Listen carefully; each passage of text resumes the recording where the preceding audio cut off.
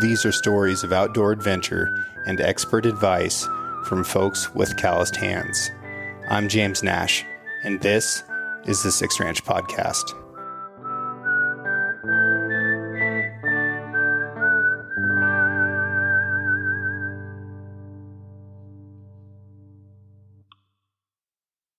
Because, in Oregon, it's a Fish and Wildlife Division, a traffic division, a criminal division, an arson division. Okay. So you were Fish and Wildlife. Correct, my entire career. And when did that start? Well, that started in 1972, or 73. Yeah, because I graduated from Oregon State in 73. And out of 254 graduating fish and wildlife biologists, only 3 of them got permanent fish and wildlife or biologist jobs. And so I was searching, and I went up to... You were not one of the 3. I was not one of those 3. Probably a long ways down the list. So did you want to work as a biologist? Oh, by all means. Yeah. That was my goal for many, many, many years. And where did that come from? Because that's the path I started down in college as well. Oh, really? But as I started to get into it, and after my first year, I was looking at the curriculum for the years that were to come, and very few of my classes had anything to do with biology. True. Especially wildlife biology. There is a lot of math. There is organic chemistry 2.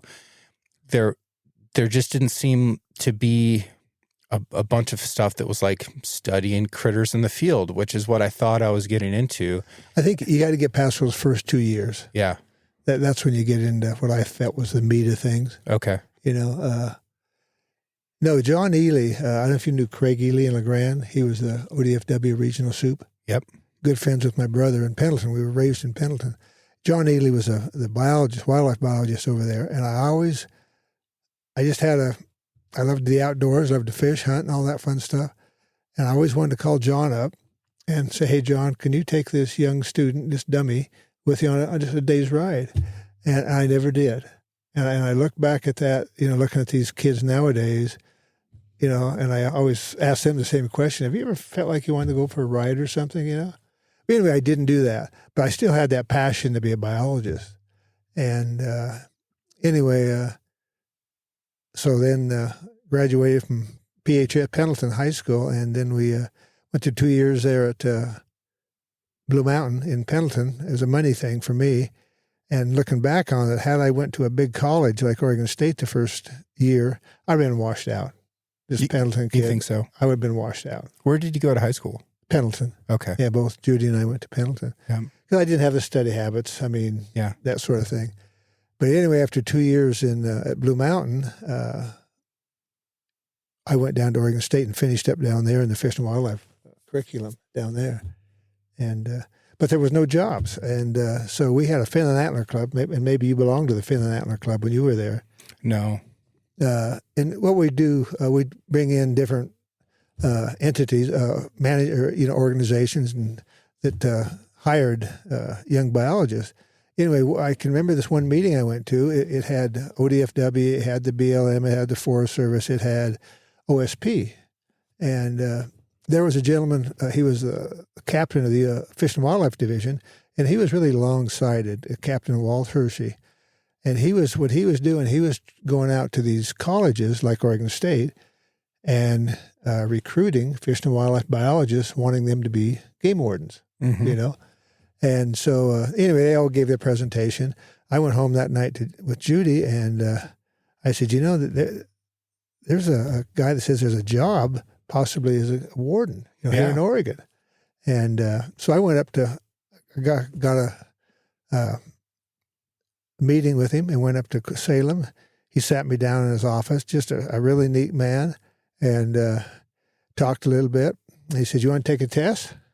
I said, well, what for? He said, well, we got a cadet program. He said, well, our county, they have road closures up there. He says, we send cadets up there in the fall, and all you do is you go around and look in the snow and you look for vehicle tracks, and you follow these vehicle tracks, and you issue these people citations, I thought, hey, I can do that, That's a brief way that Walt described it to me. But anyway, he gave me a test, And he says, he says, we got some openings for this summer, one at Diamond Lake up out of Roseburg. And he said, would you be interested in that? This is before I just walked in the door an hour earlier, And I said, sure, because I didn't have a job. I mean, I was graduating from college and a wife to support and no place to go to earn money. And was Judy teaching at this time? No, we graduated together. Okay. In 73. Yeah. We'd just gotten married in 72. And, but anyway, so we bought us a little 17-foot travel trailer, took it to Diamond Lake, and the people that owned the lodge at that time, they loved the OSP people coming up there and be on site. So they gave us a free RV space. They paid for our propane. And Judy, she was a waitress in the local cafe there at Diamond Lake. And I got to work on the lake with the officers from Roseburg would come up there, and they trained me how to run the boat and, meet people and stuff like that. So this went all summer. I loved it up there. We had one of the best summers we've ever had. And because in the evenings, I'd take an evening off every now and then. If you know Diamond Lake, it's used to have, and maybe it still does, some beautiful rainbow trout. And you'd take a fly rod down there on the northwest side, and in 5 minutes, you'd catch, a couple 18-inch rainbows, and that'd feed Judy and I for a week almost, So we lived off fish. And anyway, one of the officers, he said, Bill, have you ever thought about being a permanent OSP? I said, yeah, I could do something like this. Anyway, Larry said, well, write a letter, to headquarters.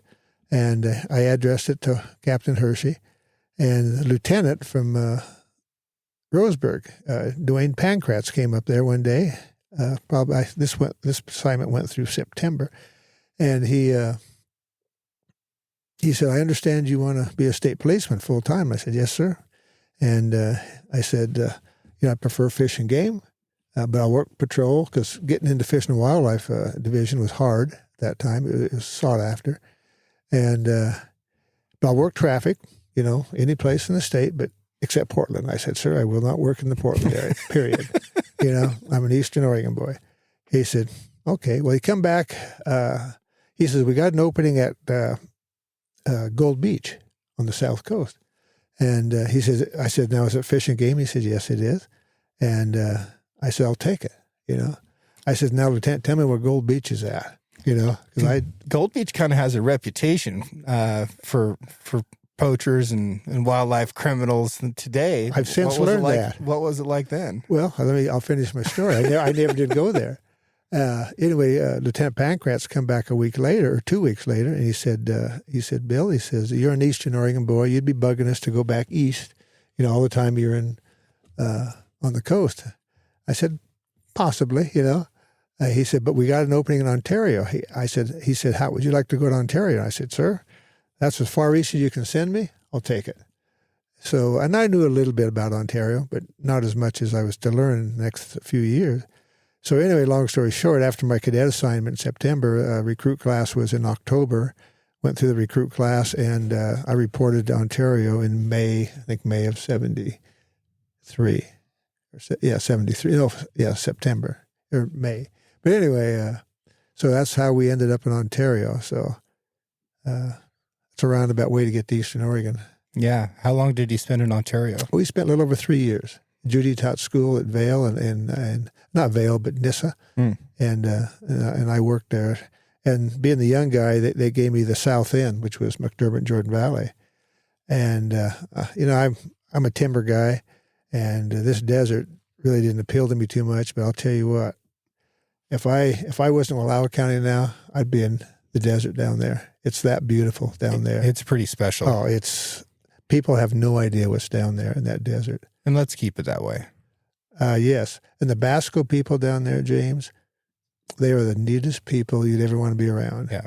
What I found, in 3 years, I didn't even touch that country because you'd have to go down there for 3 or 4 days, spend nights just to, learn it. And it's such a vast area just to cover it, Mm-hmm. And those Basco people, if you caught them doing something wrong and you didn't cite them, they lost all respect for you, period. Interesting. If you cited them, it was a good site. They would invite you in for dinner. They'd let you use their house. I mean, I'd never been around folks like that. and made a lot of good friends. Where do you think that sense of accountability, self-accountability comes from? Oh, it had to be the Basco family unit, No, I mean, they didn't lie to you. I mean, even if they did they weren't bad by no means, but they were just forthright. Yeah. That's just the way they were, So what were they up to? Were they shooting the occasional deer out of season? Yeah, that and sage. They love sage grouse. Yeah. I mean, which I always wanted to shoot one in June too, but never did. Yeah. But good people, hardworking good people. Yeah. So you were down there, let's see, that'd be before the Claude Dallas thing? That was during the Claude Dallas thing, actually. Yeah. I knew both those officers that got shot. So what's your take on that? Well, knowing both Connolly and Bill Pogue, he and I worked a lot of night shifts down there because I'd go down to Jordan Valley and Bill was out of Idaho, of course, and we'd set up road checks. And the locals down there in the Idaho area thought Bill Pogue, they didn't like him. Yeah. He was very strict. But I'll tell you what, working with him, he was strict for a reason. I think there was a lot of respect for Bill, but he called a spade a spade. I didn't work with Connolly that much. I knew him. I took him up the Snake River on the jet boat a couple times. But he's a big man, but he had a heart the size of a pig heart. Just a neat guy. And everyone I've ever talked to said that Connolly Alms was just a sweetie. Everybody liked him. Period. Yeah. Yep. What happened down there, I know I'd like to do the gentleman that shot him. I have a hard time calling him a gentleman. Yeah. But well, I'm curious about that because you know that there's a risk. You know that there's danger in what you're doing. But when a couple fellow wildlife officers get killed in line of duty in the area that you're working in, that brings it home in a certain way. It really enrages you. It's kind of like when the Twin Towers got, airborne or, ran into and back in Pennsylvania. It just erupted something in me that you don't realize is there until something like that happens. You just get instantly pissed. I mean, yeah. And that's what that did to me. We took Fleur up in our airplanes looking for him, and he was quite an outdoorsman. I'll give him that much credit. Yeah. But he was a coward. Yeah. Period. Yeah. Yeah, it's an interesting story, and it continues to be interesting, right? And there was celebration of Claude Dallas that I think just came from people feeling hurt by the government, and that they didn't know where to place that hurt. So a lot of people looked at him as a hero, where other people are looking at him as a villain. And then the stories start getting twisted around, and it ran out of control. It was black and white. There was nobody in between on that one. Really? Yeah. I mean, either they were the hero, felt he was a hero. Others felt he was a villain. Bottom line. I did a whole episode on Claude Dallas here a while back, and somebody sent me a picture of a tip jar from a bar in Nevada that was for people to put money in for him. And he's living back in the Owyhee now. Oh, he is? Yeah. I heard he was in McGrath, Alaska. He was in Alaska for a while, but yeah, he's cowboying back in the Owyhees now. Okay. Yeah. That is some of the neatest country. And I'm sure you've been down there. You've ever been to Anderson Crossing? I've not, no. It's out in that I-own country where the three states come together. Oh, just gorgeous country. Yeah. Yeah, I do love it down there. I love the lava flows. It's incredible. The desert is really special, but the desert, kind of like the canyons here, it's an acquired taste. You don't necessarily understand and love it at first sight. It takes a little bit of time before you start to figure out how special it really is. Amen. My coach, he worked in Ontario, Malheur County his entire career. And I got there, Jack had 22 years in. And he taught me a lot about the desert.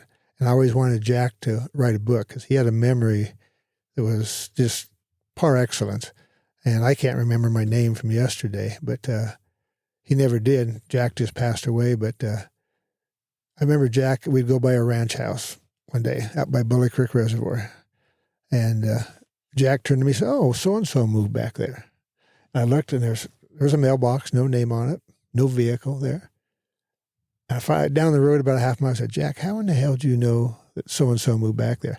"Well, his horse is in the corral." This guy had a memory. This guy had moved to Boise for 5 or 8 years, came back to Malheur County, brought that same horse that Jack knew about. Yeah. And I mean, the guy was phenomenal. But it's just one of those special places over there that people like Jack, I mean, when you're a warden, people either hate you or love you, or, not a lot of in-between stuff. But Jack had a lot of respect over there, and I'd ask him about different people. "What do you think about this guy?" And Jack always told me, he said, "Bill," he says, "I'm not going to share my opinion about him. I want you to form your own opinion about him, in your tenure here." And I really respected and appreciated Jack for doing that. Yeah. Because how you see somebody and how I see somebody might be a little bit different. Sure. And the way you go into it will change that first and lasting impression. Big time. Yeah. So where did you move after Ontario? We spent about 3.5 years in Ontario, and I told Jack, I said, "Jack, I got to get back to timber." I said, "I'm a timber guy. I got to get back there." And Dean Harrison was up here. I knew Dean.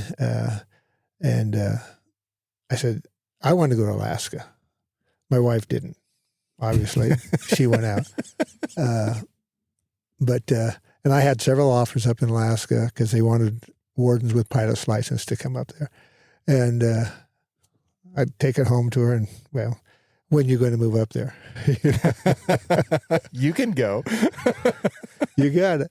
But long story short, so I said, "Honey, let's pick a spot in Oregon where we both like." And anyway, Wallowa County. Because Judy was a little bit familiar with it. Her parents used to bring her up here as a kid. And Boy Scouts brought me up here. And that's as remote as we could find in Oregon. So I put my request for transfer in for Wallowa County. Well, anyway, Dean was still working, another officer up here. He transferred out. And they asked me if I wanted to come up here. And it was May of 76. And I said, "Hey, when do you want me up here?" And we were ready to move the next day. So we moved up to Wallowa County in May of 76. And been here ever since. They haven't ran me out yet. Now, Judy was my second grade teacher. And I think this podcast is the first time I've ever not called her Mrs. Abel. So it feels a little weird to me still. So did she start teaching up here as soon as you moved up? Yeah, she taught in Nissa, and then she moved up here, and she taught gymnastics. Larry, oh golly, I just lost his name, the superintendent. Chrisman? Chrisman, thank you. Larry Chrisman. Larry wanted, gymnastics teaches a kid a lot, not just how to tumble and stuff. There's a lot to the learning process that gymnastics does. And Judy, she did a lot of kinesiology courses and things like that. Anyway, Larry got a hold of her and said, "Hey, would you teach gymnastics here in Enterprise for our kids?" And she did. Anyway, then she went in, she was a high school physical ed teacher. And she after teaching gymnastics there, she really fell in love with the elementary. And she said, "I want to go back and get my elementary degree." So she hustled to LeGrand for a couple of years and got her credentials to be an elementary teacher. And then they hired her to be one of your teachers. Yep. So, yeah. Yep. She's very, very nice. That's about what I remember. I don't remember a lot of second grade. She is, actually. Yeah, she's a nice person. Nice person. Yeah. And you're a nice person too. I wonder how you manage the difficulty of the confrontations that are just part of the job of being a game warden. Like, that's a confrontational job. How does that work, especially in a small community where you're going to see those people again at the grocery store and at the gas station and maybe at church? It can be confrontational, James. I won't say it has to be. Yeah. And that's all how, as you mentioned earlier, it's all how you present yourself. I'm just a real, dumb kid in Pendleton, And I had a little experience with game wardens over there chasing me around, and I had a lot of respect for them. And all my contacts over there were very good, and it scared the Peawodens out of me a couple times, but they were still very good. And I did some wrong things. I truly did when I was growing up. Not bad things, but just, stupid wildlife violations. And anyway, and that's how I approached people when I was working. I guess one of my sayings to some of these people were, if you want to act like an asshole, I'll treat you like an asshole. Yep. If you want to act like a lady or gentleman, I'll treat you like a lady or gentleman. And they kind of turn their head at you and look at you like, oh, the onus is on me. Yeah. Choose your own adventure. Exactly. But, I didn't have a lot of trouble with people. I guess I related to them, But most people out there are absolutely super nice people. Yeah. They truly are. And you can't go into a camp, you can't go into a group of hunters, thinking you're God Almighty, and that's just not me, number one. But if you do that, it's an uphill battle. Sure. It's an uphill battle. And everybody that you're talking to is armed. I know that. That didn't bother me. Sure. Well, I mean, even if they're not, you might as well assume that they are. Period. Oh, if you don't, you're... Yeah. So I don't know what that mentality would actually change, but the reality is that they are, that's kind of the nature of the job. Exactly. Yeah. What were some of the popular crimes that you had to deal with here in Wallowa County specifically? What I found over the years, most fish and wildlife violations are opportunists. They don't go out there to violate. Right. An opportunity presents themselves and they make the wrong choice. Yeah. And you have to deal with those folks. I always felt warnings most of the time did you 10 times more good than a citation. Yeah. And Walt Hershey, he was a proponent of that. You always hear police officers like to write a lot of tickets, and there's a numbers thing. And I'll be honest with you, state police had that for a while, where you had to produce so many numbers. Well, Walt Hershey wasn't of that mindset. And again, he was way ahead of his time. And he felt that a warning, was just as good, if not more powerful than a citation. That's interesting. I bet there's some psychological studies behind that now. There has to be. Oh, I mean, I can almost guarantee it because, on the Snake River, I spent a lot of time down there in the jet boat and drift boats. But people sometimes forget their fishing license, can't find it, whatever. And what we started doing is we had a little form, we just mimeographed it off, handwritten form, and say, okay, would you mind mailing me your fishing license? I'll give you 10 days, and I'll give you a warning now. But here's my address. Here's a little form. Fill it out. Send it to me. And you don't know how appreciative people, honest people, were of that. Sure. They're not getting a citation. They don't got to go to court. They don't have to deal with a court system. And I know we gained a lot of respect over something like that. Yeah. Numbers weren't important to me. I like to catch the really bad guys. And so we kind of keyed in on we had an operation up in Owyhee where people were killing big bulls and then, cutting their heads off and hanging them up in trees, come back next spring and getting them. And we did some covert stuff with that. And those were fun. Tell me a story about that. Well, it cost me a wrecked pickup and a wrecked horse trailer that the state wouldn't pay me for. But no, we had these people up in the Owyhee, and we set it up where we'd be up there a full month. And this was in December. And we never caught them, never did make the case, but we put a lot of effort into it. But we'd take our horses and mules and we'd go over in the Owyhee and we'd set up a camp and we just glass. We just sit on our hindies and we'd just wait for folks to do what they're going to do. And that's where I learned how to drink Carolines in my coffee, was during that operation. But coming out of there one day, I had my pickup and my fifth wheel horse trailer, had my mules, had 5 animals in it, and it just snowed. And unbeknownst to me, there was some chip truck drivers going into a rancher's place, and they were chipping trees. And, of course, those chip trucks packed that snow down, right? Mm-hmm. Turned it into ice. Well, then we had about 3-4 inches of fresh snow on top of that, so you couldn't see the ice. And we got the trailhead there, and I didn't chain up. I thought, put everything in. We were heading home. And I got to the top of this one hill, and it was probably a 100-yard hill, maybe 150 at the most. And I had about 15 yards to go to make it, and my tires started spinning. And I started going backwards. Bad deal. And I had a passenger and a guy in the back, behind in the back seat. This is some steep country. And you don't know how fast you can get going, on sheer ice. Yeah. And next thing I know, and I had it under control about half the way down, but then just in a split second, that horse trailer jackknife went on its side and about took my cab off. It didn't. And, of course, I'm worried about the animals back there. Now, we all three get out. And I know I'm going to go back there and just see 5 dead horses and mules. Sure. And I looked in there. Of course, it's sideways. And I looked in there, and they were moving, except my one mare. And I had a pistol, but I went in, I opened the door, and I just started cutting lead ropes because they were kind of hanging from the upper side, and they all got up except my mare. And I told Steve, I said, she's dead, because there's quite a bit of blood on her.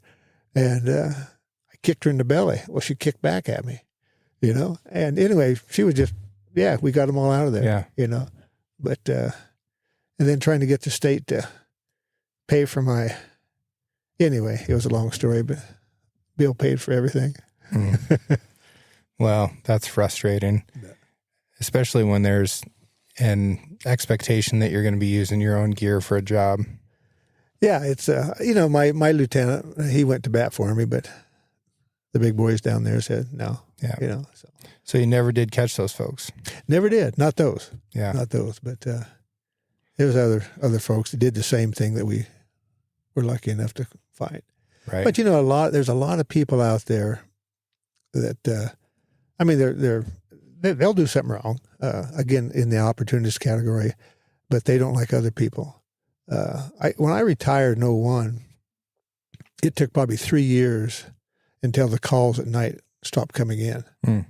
I'd get calls from people all over the county saying, "Hey, I'm not going to tell you who I am."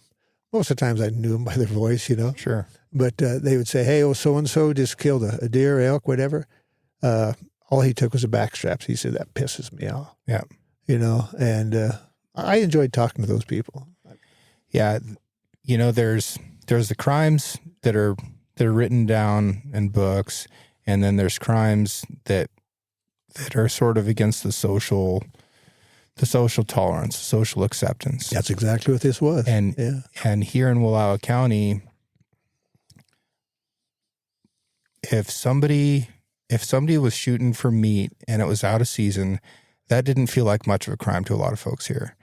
Yeah. But no matter what, if they didn't use that meat, that was a crime. And it was socially unacceptable here. Still is. And that's something that I very much appreciate about this community. I never even considered something like that something like wanton waste could occur until it happened with the local outfitter here. And I was like, oh, wow. Like, I just never even imagined such a thing. Yeah. Yeah. No, it's, I remember going down, I loved to work in Naha. Again, I kind of always, when I first came here, Hat Point, Lord Flat, that was my favorite areas. And I'd go to the Naha Cafe about 8:30, 9 o'clock every morning to have coffee. Well, my intent was just to get to know the people down there. Well, down there, if you've been down there back then, there was a table for the ladies and there was a table for the gentlemen.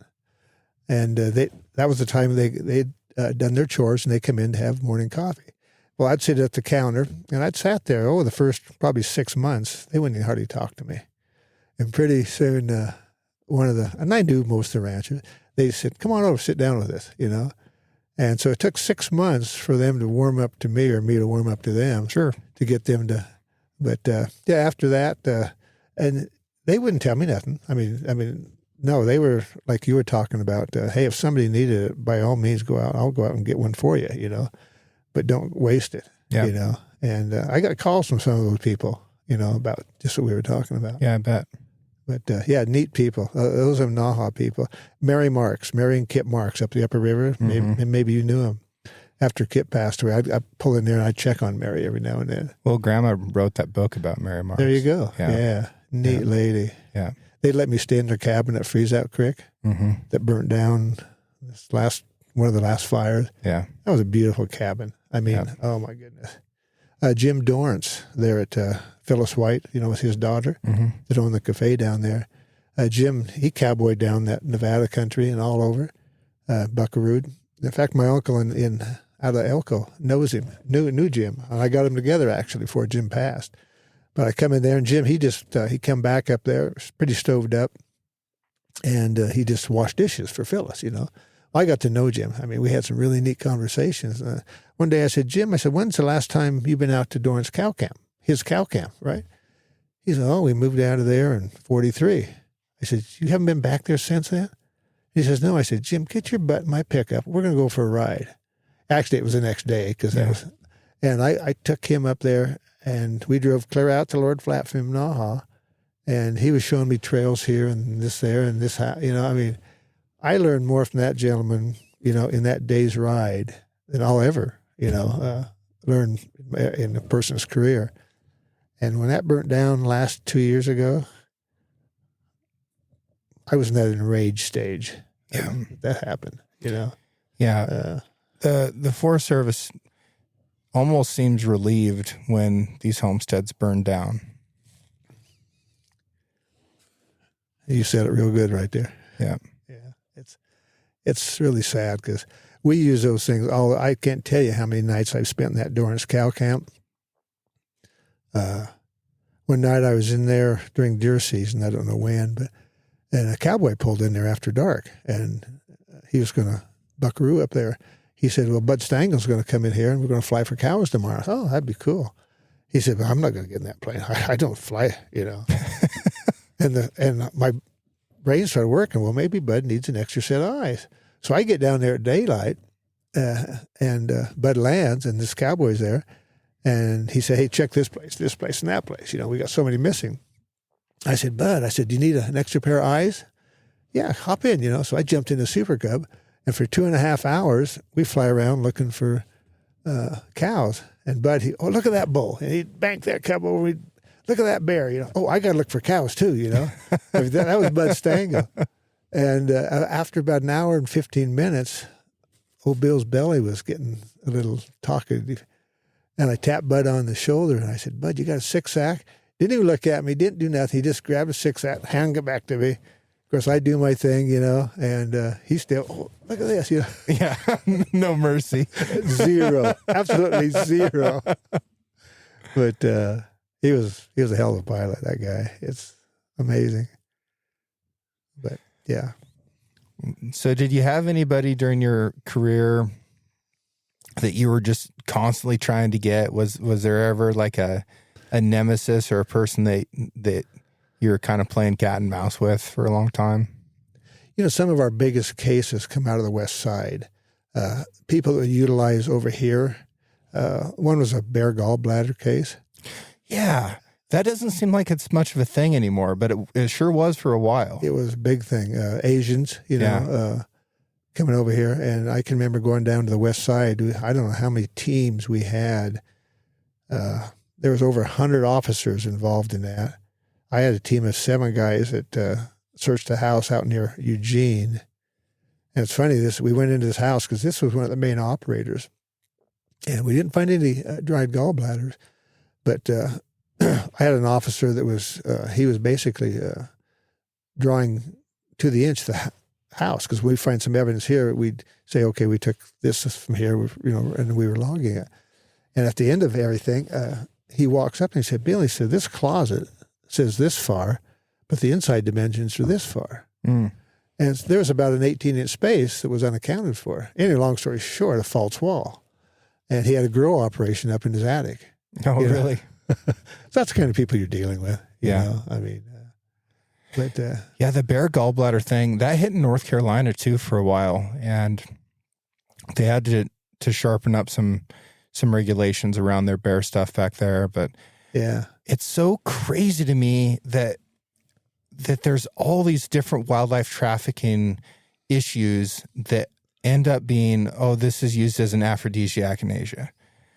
And it spans a huge number of species and materials. So whether that's rhinoceros horn or bear gallbladder or ground up velvet elk antler. Yeah. You can keep on going down the list. And it's like, what's going on with these people over there? Can they just like relax and not snort animals? That's crazy. Well, it really drives it's a money issue over here for these people. Yeah. Our end of it. I mean, they're selling these gallbladders for a lot of money. Oh, I mean, we found bear carcasses here where they just see the incision, they went in there and pulled the gallbladder out, and that was all they took. Really? Oh yeah, that was. I won't say it wasn't uncommon, but I can, right now I can think of 3 right off the top of my head. Wow. Right here in Wallowa County, those people were coming right in. But as far as local people here, James, no, there was no big operators here. I mean, yeah, they all did the opportunity thing. Yeah. Yeah, it's. Those people come in from the outside here. I'm talking bobcat spotlighters. I remember one call one night from a gentleman down below Imnaha. This is February.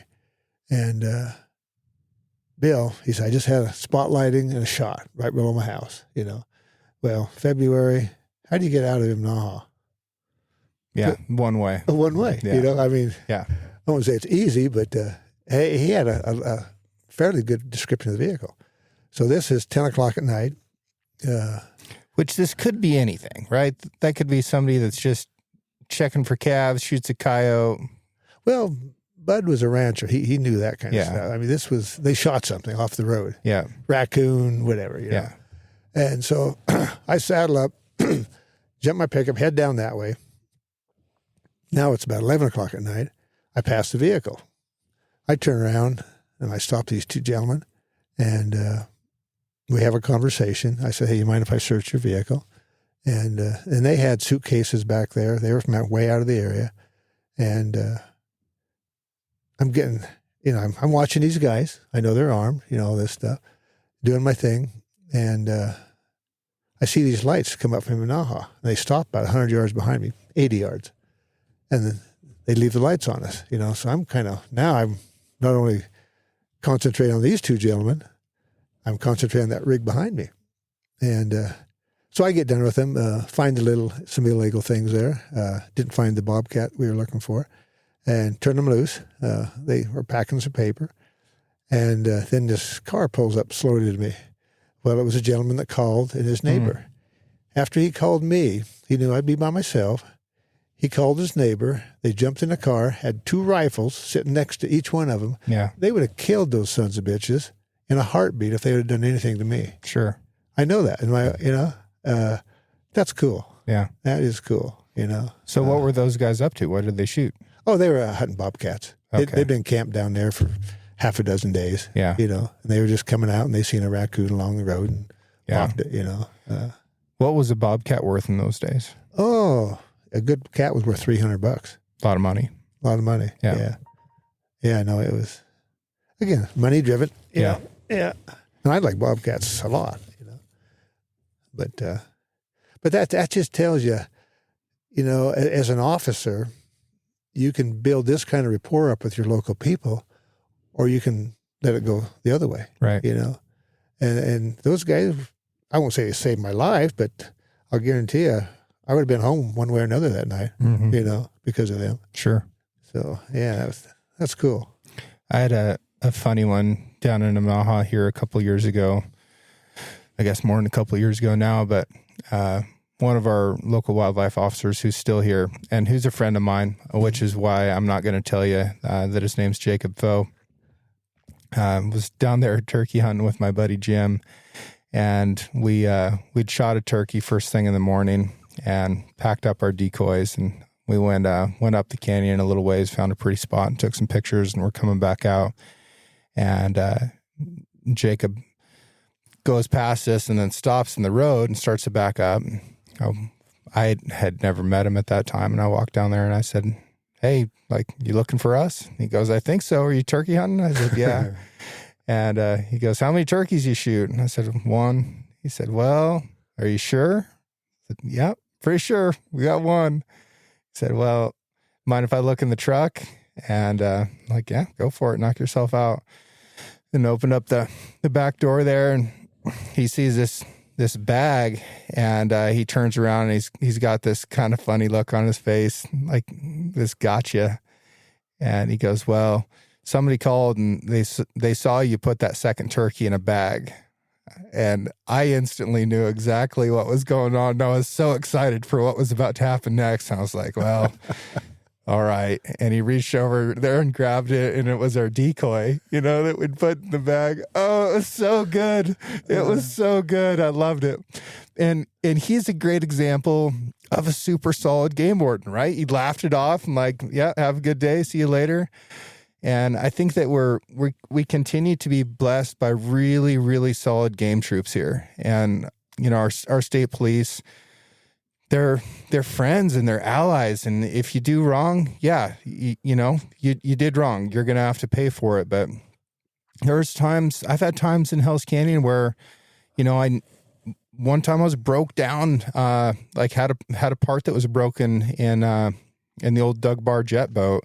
And, Mark Knapp pulled over there and, loaned me some stuff to fix it, checked our licenses, sure. And, went about his day. And I think that's how that relationship should be. Oh, yeah. But it's just not always the case everywhere. It, like you said, it doesn't have to be adversarial. It doesn't have to be confrontational, but it really depends about the attitudes of everybody involved as you're getting into it. I totally agree with that. It's, I'm thinking of stories now. It's popped up in my career. I had, if I may. No, please do. Hell's Canyon. I love Hell's Canyon is my spot, as is Lord Flat. And Dean Harrison told me, he said, Bill, yeah, I understand you kind of like Lord Flat in that Snake River country. I said, I do. I'm going to give you one piece of advice. I said, what's that, Dean? He says, if there's a half inch of snow on the road, put all 4 chains on, period. Well, it didn't take me long to figure out why he told me that. But anyway, I made a lot of good friends out in those camps. I knew a lot of the camps that had really good pie makers in them and coffee makers, and they'd let me imbibe in their things like that. But anyway, I went out there one day, and I was going out this one ridge, and this camp that I knew from Ontario, they said, hey, Bill, he says, I don't know a lot, but I just know that somebody wasted a 5-point bull down here. Mm-hmm. They shot it and just brought the head out. And that's all they knew. So out the ridge I went. And anyway, long story short, this young man from the coast had went down in there and killed a 5-point bull, didn't know how to gut it, hadn't been taught how to gut it, and just cut the head off, was going to go back and get his buddies, and they were going to come down and salvage the meat. Well, he brought the head out, and the meat spoiled. Yep. And doesn't take very long. No, not that particular year especially. And so now they had a 5-point head. Well, they went ahead and killed a spike bull, which at that time was a 3-point bull area only. They put the spike meat with the 5-point head. How'd that go? Anyway, there was another. Anyway, so they, when I checked that meat, I could see it wasn't a mature carcass. Right. And so they says, well, the camp down the way is the one that killed the spike. And so I go down there and I confront them. And no, we didn't do it. Well, who put the tag on? Oh, I did. Well, let's go take a look at your carcass. Well, he says, down there 1.5 miles. I said, well, that's fine. Let's walk down there. And so as we were walking down there, and this young man was probably 23, 24, well built. And we get about halfway down there, and he says, he turned around. He said, I don't have to take you down there, do I? I said, no, you don't, but you're going to. And he knew I was serious, and so he did a 180 and off. Long story short, we went down there, and sure enough, it was a spike bull that he had killed. And so anyway, this young man that did kill the 5-point, we were good friends. And they were all good people, actually, but they just made a stupid mistake, and we're trying to amend it, so to speak, but still it didn't keep that 5-point bull. And it was just out of ignorance. It wasn't intentional by no means, you know. It was just he hadn't been taught how to skin that bull out properly. Yeah.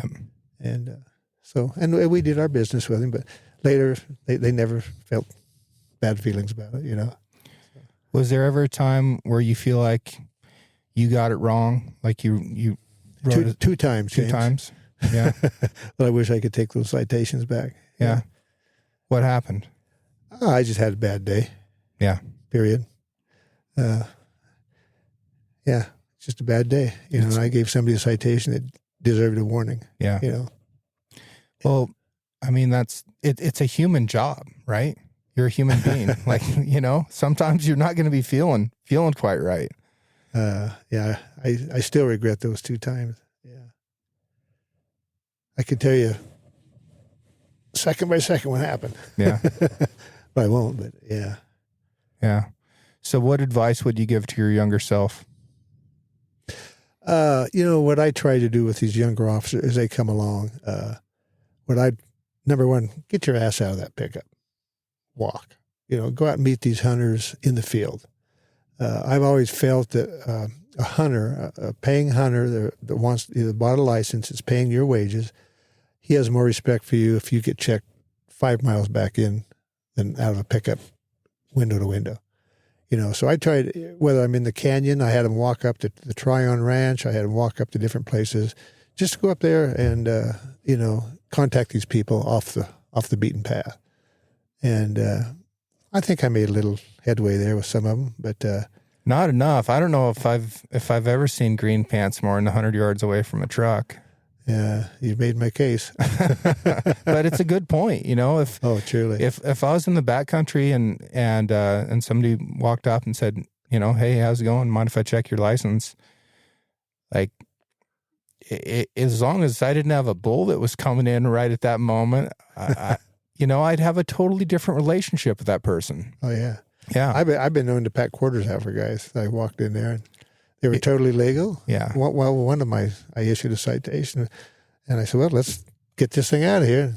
He says, what do you mean? I said, well, I'm going to pack a quarter out. Nice. So yeah, that's good of you. Yeah. So hey, I'm going out anyway, right? Sure.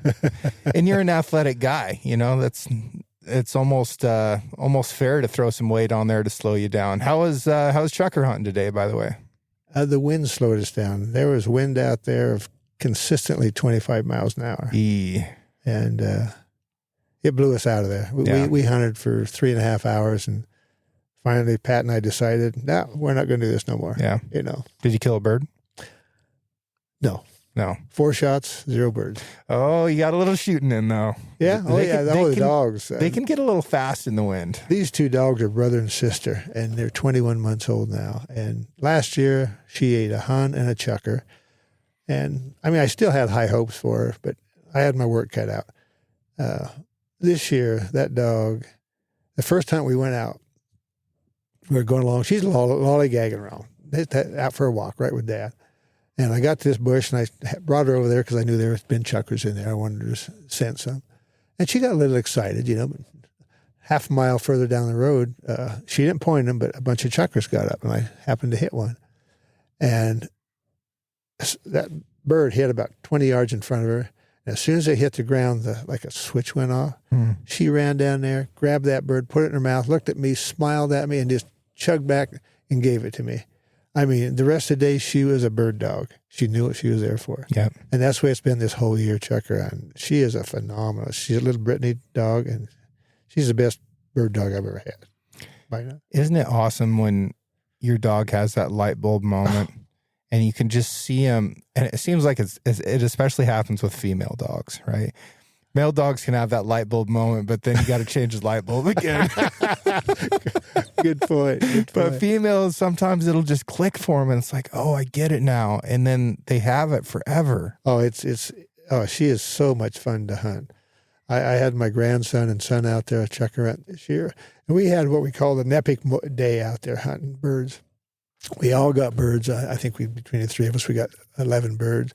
But my grandson got his first bird. And this dog was working phenomenal. She made some retrieves that would knock your socks off. And, it was just pinch yourself, you know, time and time again. So, yeah.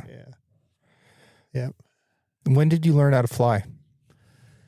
I got my license in 75 when Judy and I were over in Ontario. Judy knew I always wanted to fly. My dad flew for a short time, and he did a lot of model airplanes, both control line and radio control, and had magazines laying all over the house. So I was kind of bitten by it, at a young age. And Treasure Valley had a course come up for a term or 2 terms, I can't remember, for 40 hours. And by the end of the 40 hours, you would solo, and you would also take your written test. And we didn't have a pot to piss in, no money. And Judy, we didn't have no kids. And she said, why don't you take that class? I go, say that again? So long story short, I took that class, and that's why I got my license over there in 75. So, yeah. Do you recall how much that class cost? Oh, boy. I could look it up, James, but no, I don't. It wasn't, it was a lot to us then. Yeah. Yeah, it was. But after that, you still didn't have a lot of money, and I didn't fly a lot. And then I moved to Wallowa County in 76, and they have a flying club over here called the Chief Joseph Flyers. It's the oldest still active club in Oregon. And I joined that. And one of the things you had to do to join that, or when they allowed you to join it, was to fly 5 hours with Bud Stangl. And so I talked to Bud, and we met up, and I learned more from that man in 5 hours than I had up to that point any instructor ever. He showed me things that I didn't realize an airplane could do. That's how I feel about Joe Spence today. Yep. Period. Yeah. Yep. Joe's just he's a shorter Bud Stangl. Yeah.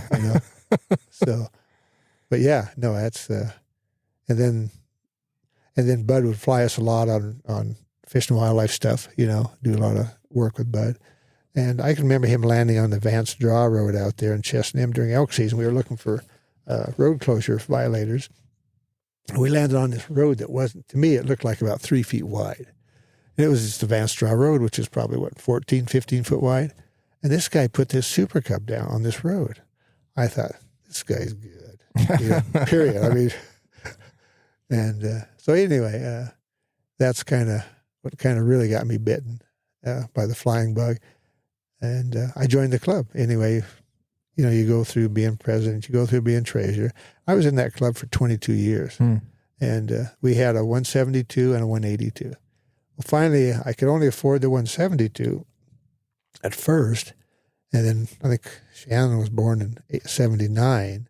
So you don't have a lot of extra money to spend on airplanes when you got 2 kids. And, but anyway, we had enough money to buy into the 182, which is a real more stable platform than the 172. And anyway, did that for 22 years, and then retirement was coming up.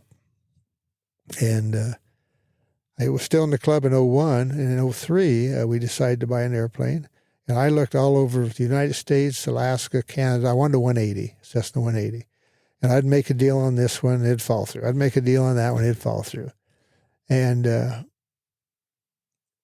I had a 180 found over by Tri-Cities. And so I don't know if you remember, the mechanic here. Oh, shoot, he lives on Hurricane Creek. Dave Young. He went over to Tri-Cities with me out to this rancher's place to do a pre-purchase inspection.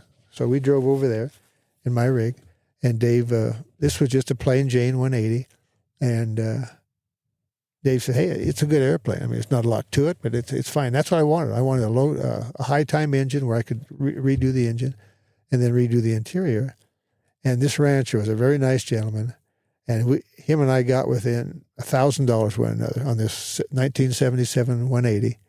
And I was too cheap to come up, and he was too stubborn to come down. And we separated, friends, and I didn't buy it. And to this day, I look back at that and think, you dumb shit. It was beautiful. It had 700 hours on it, which is nothing for an airplane. But anyway, I didn't buy it. On the airframe? On the airframe. Wow. Yes. What had happened, this gentleman, him and his son were both pilots, and his son was also a skydiver. And one day his son jumped out and his parachute didn't deploy. And obviously his son was and he never flew the airplane again. And but anyway, on the way home, Dave says, I got to go out to a place on Upper Prairie Creek and look at an airplane. Mike flew it. I just remember Mike. Yeah, Floyd. Yeah, Floyd, yes. And he has a 170 out there. He flew here, landed. He's never flown it since he's been here. And he wants Joe to go out and fly it back to Enterprise and do an annual on it. And he's going to sell it. I hadn't thought about a 170. And I'm not super familiar with that airplane. 170 is a lot less power, but it's basically a mini 180. Okay. Tail dragger, same thing. Round. It's got a round tail versus the straight tail of the 180. So 2 days later, I went up to Dave's shop, and here's this red 170 sitting in his shop. So I looked at it, and I got a hold of Mike. And he says, I'm just so busy, a young family. He said, I just don't have time to fly it. I got to get rid of it. It's just sitting in my barn wasting away.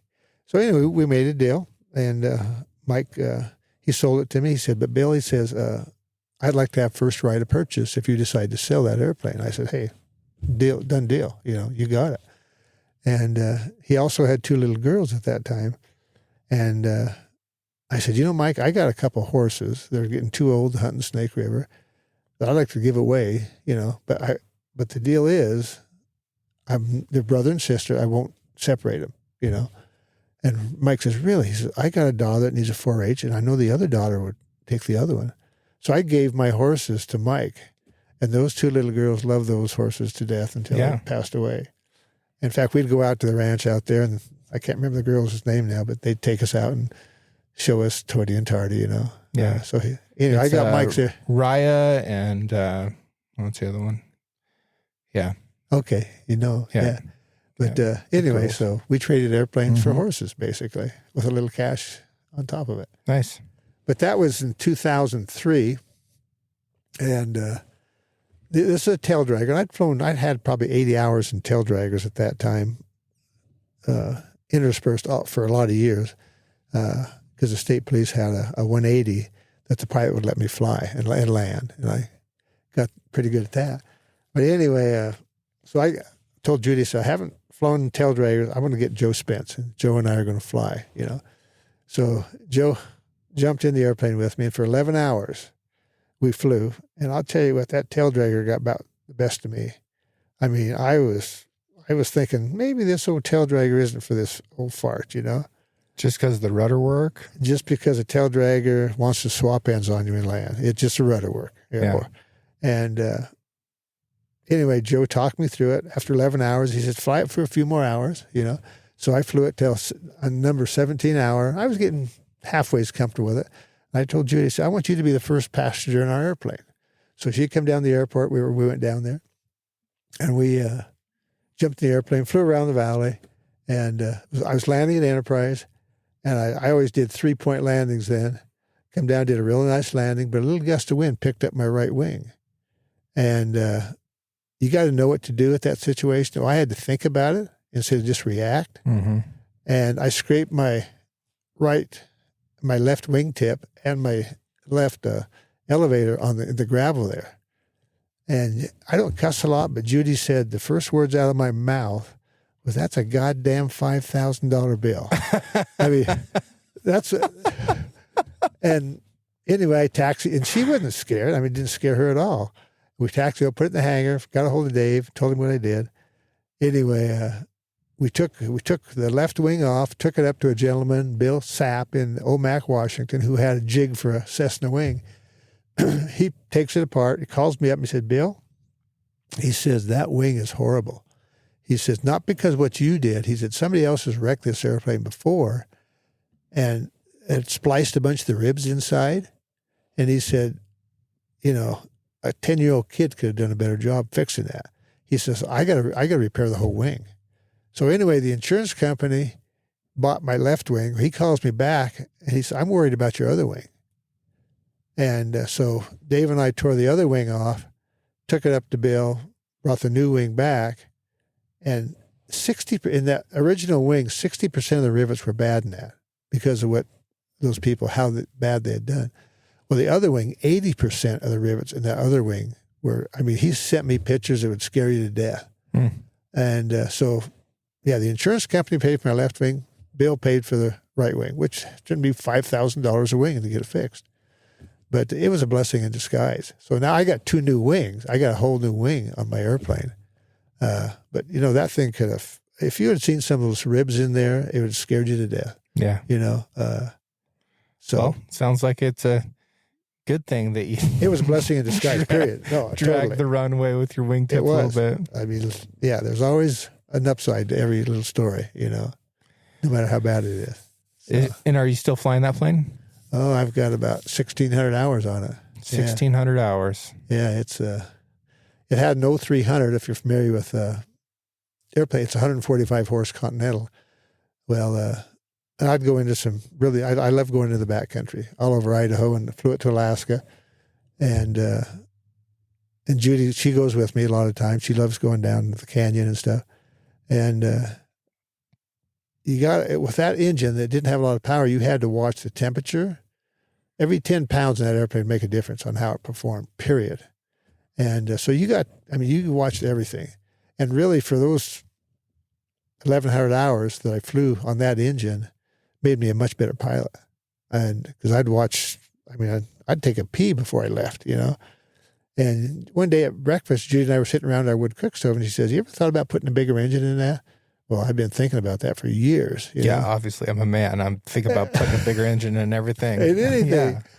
And in 3 seconds, I called the gentleman in Visalia, California, who makes really good engine. I said, "Hey, anyway, yeah, we put a 180 horse what we call a Lycon conversion in it. Nice. In that thing, and that changed that. I tell people now the only similarities between my old airplane and the new airplane is the color. It's like I can probably do what an 180 can do easily, and it only burns 3 more gallons an hour, Nice. So, well, that's pretty cool. Yeah. Okay. Last piece of advice. Last question. Wildlife laws are tricky, and I think that a lot of folks, with the very best of intentions, can still get it wrong. Just because there's a lot of rules and regulations out there, and yeah, I think that a lot of folks see this as a barrier to entry. People who are interested in getting into hunting, interested in getting into fishing, they don't understand the language, the regulations, so they're like, what, it's too difficult. I'm just not going to do it. I'll take up, ping pong or something like that, golf. So what advice do you have to people who don't necessarily have that mentor, they don't have that family history for how to get into hunting and fishing and not getting themselves in trouble? Unfortunately, you hit the nail on the head there, James. Because of our family structure anymore, there's a lot of young people that would love the outdoors, don't have the guidance to get them into it because, maybe the father, the mother, the grandpa doesn't hunt or fish, but I'll relate back to that time I wanted to talk to John in Pendleton, the biologist there. Talk to somebody. I don't care whether it be a retired me or just an experienced hunter you're talking about. Those regulations are more complex nowadays. Yes, there's no doubt in my mind. Because when people ask me questions, they know my back history on my career. I always preface the answer. This is a 24-year-old answer because I've been retired for 24 years. Things have changed since then. And, I'm asking them to look it up. Yeah. Because there's probably not a lot of similarities. Maybe there is, I don't know. But, just ask people, talk to people. And I tell it to pilots. I had a pilot call me up last night, an older gentleman. I say older, being in his 50s, just learning how to fly. He said, "Bill, my landings, I just can't get my landings down." He's taking Andy's taking him out. And I said, the best thing you can do is just start talking to other pilots. I'm really involved in aviation nationwide. I'm a director for the Idaho Aviation Association. I tell people after I retired, I work a hell of a lot harder now and get paid a hell of a lot less. But I'm doing it for what Bill wants to do. We maintain all the airstrips in Hell's Canyon all throughout Idaho. But anyway, I told this gentleman, I said, just talk to pilots. We'll have a work party, let's say at Doug Bar down there, and we've had as many as 46 airplanes come into Doug Bar, 49 actually that day. And, these people work their hindies off. We come back, we feed them a big lunch. I like to make sure all these people are very well fed. And then you just start talking. And I learn more at those work parties from talking to other pilots than you'll ever do at a course. And you'll get people like Dick Williams. He's coming to our aviation. We got to have a winter aviation banquet up here in February 15th at the lodge. And if you know Dick Williams from Idaho, he's a gentleman who's flown everything from Super Cubs to Learjets. He worked for the Harrah's Lodge that used to own the Middle Fork Lodge. And anyway, Dick's got more stories, and he's written 3 books that I'm aware of. And but yeah, just find somebody with some experience. Whether they're a lady, a man, a kid. If you got that interest, pursue it. It's because the answer's there. The answer's really there. And I told this one young man or this gentleman last night. That's Clint. Clint. He wants to know how I checkerhead, how many shots I missed, because he had a bad day yesterday over here. Clint, you're screwing up my podcast. But anyway, the answers are out there. Talk to folks like you. Guys are looking up to, and what you do with this podcast is phenomenal. Well, I think you've got a good point. Like, you've got to talk to people, but you also need to go ahead and read that regulation because, totally. Yeah. It is hard, but you can look at it, you can read it, and then you can ask somebody. Mm-hmm. But there's lots of people who are willing to help you, even if you're just going down to your state game and fish and game office. There's going to be somebody in that building. I don't care what state you're in. There's going to be somebody in that building that will take the time out of their day to explain that to you. And they're tickled to do it. Yeah. Again, I'm talking 24 years. And if you've got questions, ask. I've had questions that we couldn't figure out with the state game troops. We couldn't figure out with our district attorney. Really? So we had to send it all the way up to the Department of Justice for the state to try to figure out if something was legal or not. Huh. So if you've got questions, ask them, right? Because some of the stuff is kind of complicated, but if you can come up with a novel question like that, people are going to sink their teeth into trying to figure out what the answer is. Yeah, I totally agree with you. I can remember back in Oregon State, the profs back then were teaching all their wildlife students that the predators, I'm talking coyotes, cougars, and cats, they killed the sick and the weak. That was totally what they were teaching us. And people still believe that. Unfortunately, they do. Yeah. And I've worked with Vic a lot. But they were so far wrong on that. But that's what they were teaching their biologists. And now I got I don't know if you know Mike Schlegel did his mountain goat study up here back in the 70s. Worked for Idaho Fish and Game for years. I was at a meeting with him over in Grangeville. And he says, I think I read one of his books. He read a book called A Beast the Color of Winter or something like that. That sounds right, actually. Yeah. Yes. But Mike was saying, Bill, you won't believe what I'm doing. I go, what's that? He says, I'm putting on classes for Idaho Fish and Game biologists, teaching them how to fish and how people hunt. Wow. I go, say that again, Mike. Yeah. He said, these biologists have been to college. They've never fished, they've never hunted, and now they're a biologist in Lehigh County or wherever. Yeah. And so I'm going to them, telling them what their proponents or constituents are doing out there. These kids are computer people. And I'm not much for computer modeling.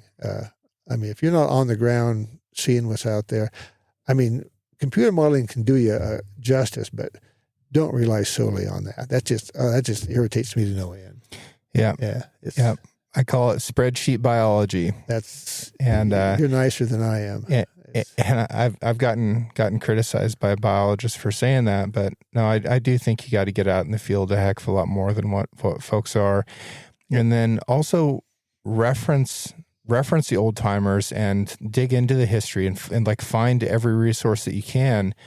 Like you're talking about going out to the Dorrance Corrals and the education that you got doing that. I don't see anybody taking the time to do stuff like that now. Like mostly wildlife biologists discredit ranchers and loggers and cattlemen or sheep herders who've been out there their whole lives. They're like, well, you don't have a degree in this. You don't fit into my Excel spreadsheet. Oh, yes, they do. I can remember going into Mac Burkmeyer's place out here on Crow Creek, and Tommy sticking his head around a chair. I think he was 9 years old, looking at this guy in a badge, like, what are you doing in our house, Yeah. And Mac was a real source for me out in that country. Yeah. Just you got to do it. So I don't get lost. Yeah. Then we had other conversations. But Jack McLaren, Jack and Marge, I'll tell you what, they dealt with the hunting public as good as any landowner I've ever known. Marge would call me up in the fall, give me the combination of their locks. They want me up there, No, it's a lot of work for these landowners to accommodate our hunting public. It's brutal. It's absolutely brutal. There you go. Yeah. And there's a lot of bad experiences that happen. And then landowners say, you know what? It's not worth my time. It's not worth my time to answer phone calls for 4 months out of the year and have my cattle get out through gates that get left open and see your trash. And, this guy left a fire burning. Yep. And then they say no. And then, the rest of the public is furious that they can't hunt a place that they used to be able to. It's like, well, can you blame them? Can you really blame that rancher for saying no now? I remember Jack McLaren telling me, Bill, I'm going to have to charge these people $25 a rifle to come up Lightning Creek because it takes me, I got to drag a cat down there, blade my road out. Yeah. And I said, Jack, these guys, they wouldn't have a qualm paying $25. They'll pay more than that. But he felt bad for wanting to charge him to help maintain that road. Yeah. And Yeah, I wish I could have done a podcast with Jack. He was a tanker in Africa when those guys had a life expectancy that was about 8 minutes long. Oh, geez. Yeah. Well, his dad, Joe McLaren, I don't know if you ever heard about Joe. I was down working Lightning Creek. Again, Marge had given us the combinations, the locks. Went up there after dark. I was going to camp up at one of the old cabins above the ranch there. And I had a Fish and Wildlife gentleman with me. And I could see lights on at the Lightning Creek Ranch in there. And so we pulled in there. I just wanted to let them know I was up there, And Joe come to the door, and he had a friend of his down there with him. He said, where are you boys going to camp? I said, I'm going to camp up the old cabin up there, another mile or so above the ranch. And he said, you guys, just the two of you? I said, yeah. He says, well, hey, have you eaten dinner? And I said, well, not yet. We're going to cook it up there. He'll get in here. We got leftovers. And we went into that house, cabin or whatever you call it, and they fed us a heck of a spread. And then we started drinking whiskey. And he said, you boys are staying in the bunkhouse, And we drank whiskey till 2:00 in the morning. And I learned more from Joe McLaren I learned more about the old trails and stuff in that country down there. I said, Joe, why is your combination this year 1926? How do you come up with these numbers? He says, that's the year I brought my bride off from Buckhorn. I just bought this homestead down here. And he says, my idea was I was going to come down here and, work it and then buy a few more and sell it. And he kind of looks at me and he says, do you think it's time to sell yet? And I mean, he was a neat man. I enjoyed that. Yeah. Yeah. Pretty cool. Well, Bill, we ran a little bit over time here, but I appreciate your time, and I love the stories. I love the stories. And now that chucker season is over, you're gonna have to find something else to do with your life. My weight's gonna go back up now. All right. Well, you better give Clint a call and let him know how it went. And I won't tell on you if you exaggerate. I appreciate your time, James, and what you do. Really do. Thank you. Thank you to everyone who has taken the time out of their busy lives to write a review for the show and share it with their friends. I'm extremely proud of how intelligent, engaged, and adventurous this audience is. Original music for the Six Ranch podcast is written and performed by Justin Hay. Art for the Six Ranch podcast was created by John Chatelain and digitized by Celia Harlander. Thanks for listening, and we'll see you again next week.